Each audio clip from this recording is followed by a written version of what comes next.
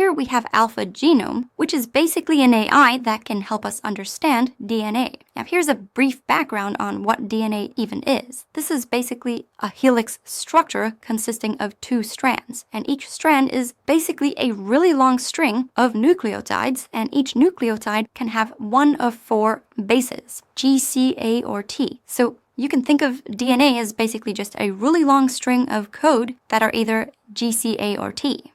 Now, historically, we have no idea what most of these sequences do or what they mean. But here, Google has trained this AI called AlphaGenome to basically take a really long DNA sequence up to 1 million letters, and from that, it can predict thousands of molecular properties, including details about how that DNA is used in the body. It's especially good at analyzing non-coding regions of DNA, which make up about 98% of the DNA. So these sections, as far as we know, don't really serve any purpose. And historically, it's been really hard to interpret what these regions even do, even though they make up like over 90% of the DNA.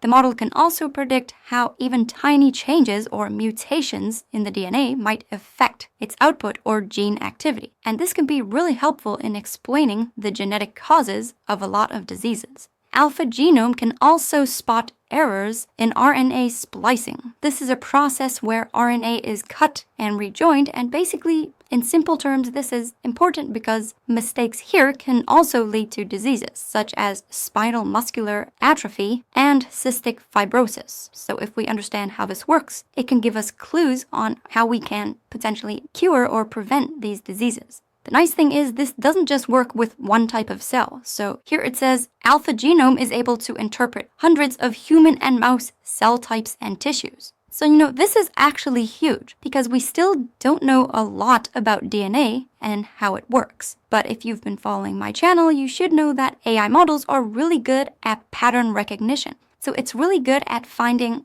underlying patterns and relationships, even if it's really complicated. So by training this AI to interpret DNA, maybe we could uncover a ton of things that we don't know before. And the nice thing is this is available already. So you can access this via their AlphaGenome API for non-commercial research. And they even say that they're gonna release the model in the future. Anyways, if you're interested in learning more, I'll link to this main page in the description below.